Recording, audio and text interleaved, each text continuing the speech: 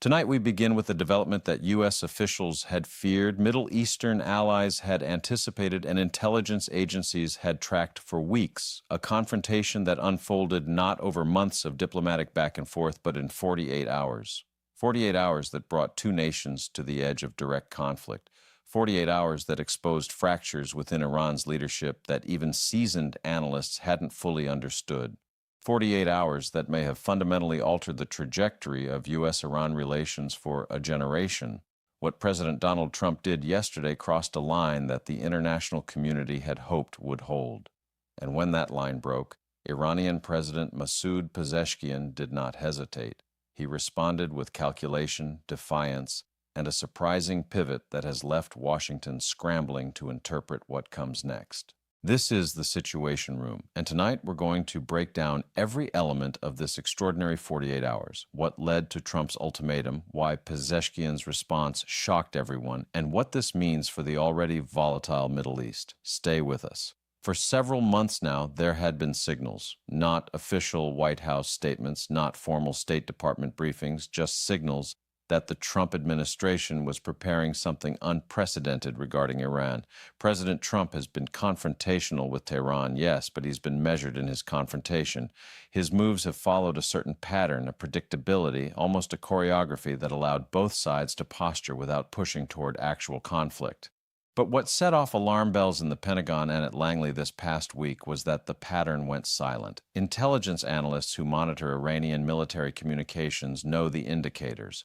The encrypted traffic between Tehran and Hezbollah command centers, the movement of Revolutionary Guard assets towards strategic choke points, the routine propaganda broadcasts from state media, the sudden repositioning of missile defense systems, all of that went quiet. And whenever Iran goes quiet, it means something is about to get loud. The Trump administration had been watching Iran's nuclear program with growing concern, despite the 2015 Joint Comprehensive Plan of Action, which Trump withdrew from in 2018. Iran had steadily advanced its uranium enrichment capabilities. By early 2025, intelligence estimates suggested Iran was within weeks of having enough enriched uranium for a nuclear weapon. This wasn't speculation. This was the assessment of the International Atomic Energy Agency, confirmed by independent verification from British and French intelligence services. President Trump, facing mounting pressure from Israeli Prime Minister Benjamin Netanyahu and Gulf Arab allies, had been weighing options for months, but those options had always been framed in terms of sanctions, diplomatic isolation, or support for Israeli military action. What nobody expected was a direct ultimatum. Early Tuesday morning, the White House communications team detected what they described as an unauthorized leak of sensitive diplomatic correspondence, including details of back-channel negotiations that had not been disclosed in over 18 months. These are the kinds of communications that the administration only reveals when they are signaling something very specific, a breakdown in negotiations, an imminent escalation, or a deliberate provocation designed to force the other side's hand.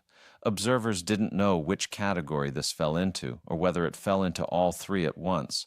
But what they did know was that Trump was changing posture. And when a sitting U.S. president shifts posture on Iran without explanation, even by the smallest measure, the entire region pays attention.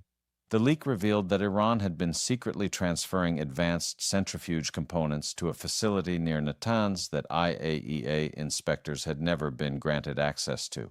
More concerning, satellite imagery showed construction of what appeared to be a hardened underground bunker, the kind designed to withstand bunker-buster bombs. Within hours of the leak, President Trump appeared in the Rose Garden for what was billed as a routine press availability. It was anything but routine. Standing before a small group of reporters, Trump read from prepared remarks, something he rarely does, and delivered what can only be described as an ultimatum. Iran has 48 hours, Trump said, his voice measured but unmistakably serious. 48 hours to halt all enrichment activities, allow full and immediate IAEA inspection access to every facility, declared and undeclared, and begin the process of dismantling their nuclear weapons program. He paused, looked directly into the cameras. If they do not comply, The United States will take whatever action is necessary to ensure Iran never obtains a nuclear weapon. And I mean whatever action is necessary. The room fell silent. The ultimatum issued by President Trump yesterday was not normal. It was not routine. It was not symbolic. It was urgent. Source after source, briefing after briefing, described Trump's move as unprecedented in its directness, dangerous in its rigidity, and perhaps most importantly, irreversible in its implications. Because once a 48-hour deadline is set, there's no diplomatic off-ramp that doesn't involve one side backing down publicly. But ultimatums only work if the target hesitates. Iran did not. In fact, their response today was among the most calculated and unexpected we've seen in decades of U.S.-Iran confrontation. Here's what we know. Within 6 hours of Trump's Rose Garden statement, Iranian President Masoud Pezeshkian convened an emergency session of Iran's Supreme National Security Council. This wasn't the typical gathering of hardliners and Revolutionary Guard commanders. This was an expanded session. Diplomats, economic ministers, and notably representatives from Iran's moderate political factions who had been largely sidelined since the 2022 protests. Pezeshkian emerged from that meeting and did something that stunned observers in Washington, Jerusalem, and European capitals alike. He accepted half the ultimatum. Tonight, Iranian state media confirmed that President Pezeshkian announced Iran would immediately suspend enrichment activities at its declared facilities and invite IAEA inspectors for what he called comprehensive verification visits at Natanz and Fordo. But here's where Pezeshkian's response changes everything. He did not agree to dismantle Iran's nuclear infrastructure. He did not acknowledge the existence of undeclared facilities. And he attached conditions that fundamentally reframe the entire confrontation. Pezeshkian demanded reciprocal action. He demanded the United States lift sanctions on Iran's central bank within 30 days. He demanded a formal U.S. commitment not to support Israeli military action against Iranian territory, and he demanded something no Iranian leader has ever publicly requested, a face-to-face summit with President Trump within 60 days to negotiate a comprehensive security agreement. In other words, Pezeshkian called Trump's bluff. He gave enough to claim compliance while demanding enough to make American acceptance politically complicated. This is what made the intelligence community's assessment so urgent.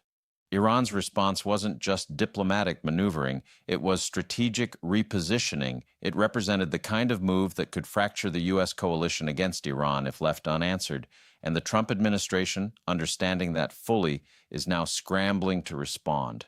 Not recklessly, not impulsively, but they're scrambling nonetheless. They didn't expect partial compliance. They didn't expect conditions.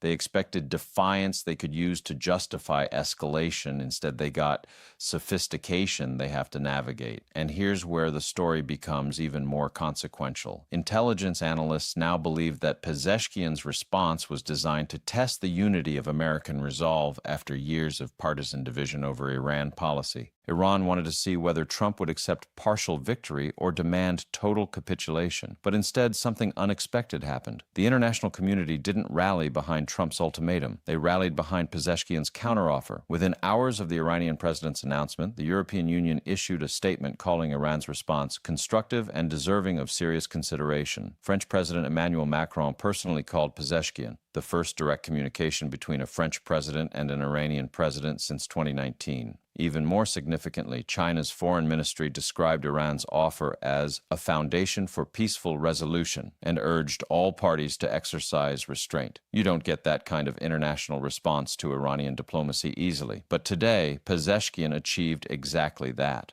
Former State Department officials speaking with major news outlets under anonymity described Pezeshkian's strategy as diplomatic judo, a way to use Trump's own momentum against him. But the Trump administration proved today that they remained both committed and adaptable. Their initial response was measured, a statement acknowledging Iran's announcement while emphasizing that verification, not promises, would determine next steps.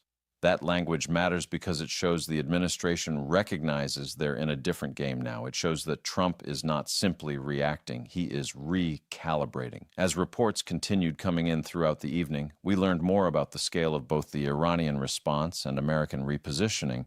The Pentagon confirmed that U.S. naval assets in the Persian Gulf maintained heightened readiness posture, with the aircraft carrier USS Dwight D. Eisenhower remaining within striking distance of Iranian coastal facilities. Israeli Defense Forces placed their northern command on elevated alert, particularly units that had been reinforced in the last 72 hours. Saudi Arabia, operating through diplomatic back channels, reportedly communicated to both Washington and Tehran that Riyadh would support any path that reduces regional tensions, a notable shift from their typically hawkish stance on Iran.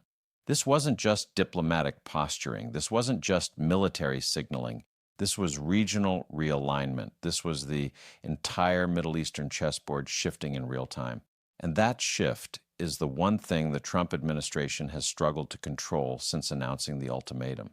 For every pressure point they have applied, Pezeshkian has countered with something that complicates their narrative. Remember, Iran thought Trump would double down on maximum pressure. They thought the ultimatum was designed to create a pretext for military action. They thought Washington wanted confrontation more than resolution, but tonight the exact opposite dynamic is emerging. Trump is facing pressure to accept a diplomatic opening he didn't anticipate. European allies are urging engagement rather than escalation, and Pezeshkian has positioned himself as the reasonable actor willing to negotiate, a stunning reversal of the typical U.S.-Iran dynamic. This matters because it echoes a pattern we've seen before. In 2015, when the Obama administration negotiated the original nuclear deal, it was Iran that was isolated and America that held the diplomatic high ground. Today, that dynamic has inverted, and that inversion happened in 48 hours. What makes this moment so precarious and so historically significant is that Pezeshkian's response happened at a time when President Trump is under intense domestic pressure. Congressional Republicans want decisive action that validates Trump's tough-on-Iran rhetoric. Congressional Democrats want de-escalation that prevents another Middle Eastern war. Military advisors want options that don't overextend American forces already stretched thin globally. And the American public wants clarity about whether their country is heading toward another conflict. Trump is balancing these demands while simultaneously managing tensions with China over Taiwan, ongoing concerns about Russian aggression in Ukraine, and a presidential term entering its final phase. And when leaders in that position make sudden moves, they're not doing it from strength. They're doing it from pressure. They're doing it from vulnerability. Pezeshkian, whatever his other calculations, understood this. His response was designed not just to address the ultimatum, but to exploit the political constraints Trump faces domestically. By offering partial compliance with conditions, Pezeshkian put the decision back in Trump's hands, knowing that any choice Trump makes will alienate some faction of his coalition. The State Department's official response, now distributed to all major embassies and allied governments, was designed to signal that the United States is not willing to accept symbolic gestures as substantive compliance. Secretary of State Marco Rubio said plainly that Iran's announcement was inconsistent with the complete and verifiable dismantlement we demanded. That is diplomatic language for, this isn't good enough, but we're not ready to say what comes next. You don't usually hear that tone from the State Department unless something serious is at stake and they're buying time to formulate a coherent response. Behind the scenes, we're told that intense deliberations are underway at the National Security Council. Hawks within the administration, including several senior Pentagon officials, are arguing that accepting Pezeshkian's counteroffer would signal weakness and invite further Iranian manipulation.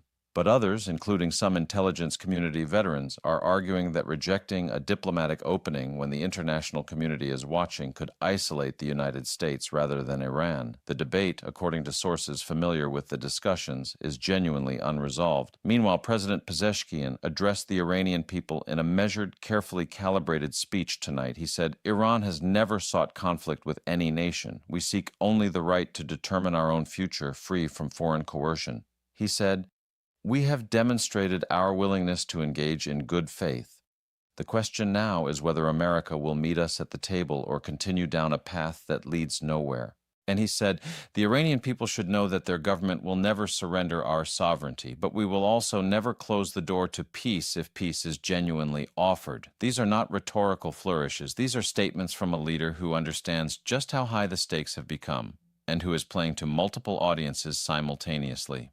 Domestically, Pezeshkian needs to appear strong to satisfy hardliners who view any negotiation with America as capitulation. Internationally, he needs to appear reasonable to maintain the diplomatic support he's cultivated over the past 24 hours. And strategically, he needs to keep Trump off balance long enough to determine whether the ultimatum was a genuine precursor to military action or a negotiating tactic that can be neutralized. Here's what makes the situation even more concerning. Iran's response wasn't isolated. Along with Pezeshkian's diplomatic maneuvering, Hezbollah forces in Lebanon reportedly increased their readiness posture along the Israeli border, moving additional rocket systems to forward positions. Houthi rebels in Yemen conducted new drone reconnaissance operations over Saudi oil facilities, demonstrating continued Iranian proxy capabilities, and Iranian-backed militias in Iraq released statements warning that American forces in the region will face consequences if diplomacy fails.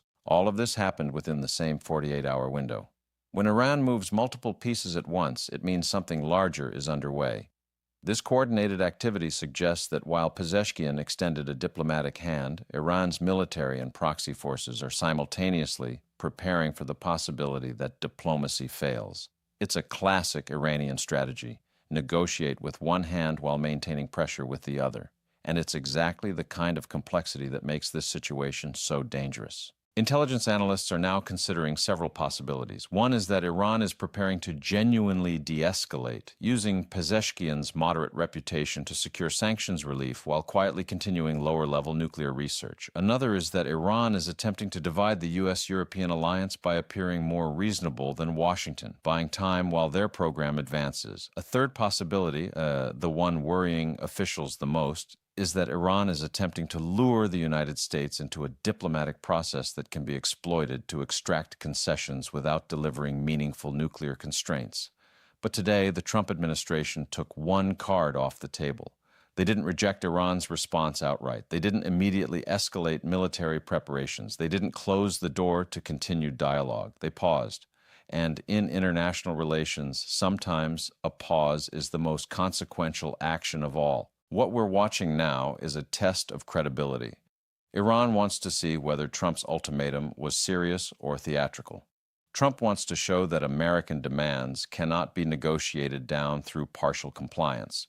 European allies want to prevent a military confrontation that could destabilize global energy markets, and Israel wants to ensure that any diplomatic resolution actually addresses the threat rather than merely postponing it. These competing interests are colliding in real time.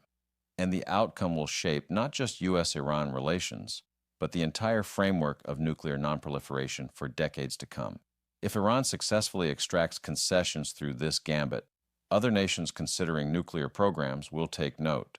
If the United States successfully maintains pressure while avoiding military conflict, it will validate a model of coercive diplomacy that could be applied elsewhere. The stakes extend far beyond the Middle East. Tonight, we've heard from intelligence officials who are now monitoring Iranian military communications with heightened intensity. They say enrichment activities at declared facilities have indeed paused, consistent with Pezeshkian's announcement. They say IAEA inspectors have been contacted about scheduling verification visits, though no concrete dates have been confirmed. And they say Iran's decision to attach conditions to compliance is likely part of a broader strategy intended to transform a moment of vulnerability into a negotiating opportunity. But the Trump administration is not backing down. In fact, the administration is intensifying diplomatic pressure on allies to maintain unified opposition to any deal that doesn't meet American requirements. Their response today, deliberate, calculated, and strategically ambiguous, sent a message to Iran that the 48-hour deadline was serious but negotiable. And it sent a message to the international community that the United States remains committed to preventing a nuclear Iran, even if the path forward is no longer as clear as it seemed yesterday morning. As the next 48 hours unfold, we expect more details to emerge about what exactly Iran hoped to achieve with Pezeshkian's counteroffer. But what we do know is that the Trump administration's ultimatum achieved something significant. It forced Iran to respond publicly rather than continuing covert advancement. It created a framework for verification that didn't exist 24 hours ago, and it exposed divisions within Iran's leadership that may create opportunities for future diplomatic engagement. What happens next will depend on what both sides do in the coming days. If Iran follows through on inspection access and enrichment suspension, this moment will be remembered as a turning point toward de-escalation. If Iran uses the diplomatic opening to delay while continuing covert activities, the Trump administration has already shown they are prepared to escalate. They have shown they are ready to respond, and tonight, for the first time in years, Iran appears to be genuinely uncertain about American intentions. Tehran is quiet, too quiet. And when Iran is quiet, it means they are calculating. It means they are choosing their next move carefully. Because tonight, Iran learned something they have learned many times, but perhaps never so dramatically. American presidents, whatever their political constraints, retain enormous capacity for unpredictable action. International coalitions, however unified they appear, can shift overnight when circumstances change, and diplomatic gambits, however clever they seem, carry risks that cannot be fully controlled. This story is far from over. But tonight, one thing is clear. The 48-hour ultimatum that was supposed to corner Iran has instead created a diplomatic crisis that neither side fully controls. President Pezeshkian's response has changed the calculus in ways that will take weeks to fully understand, and the world is watching to see whether this moment leads to war, peace, or something far more complicated than either, and we will be here watching every detail as the next phase unfolds. This has been The Situation Room. I'm your host. Thank you for joining us tonight for this developing story. We'll have updates throughout the evening as new information becomes available. Stay informed, stay engaged, and stay with us.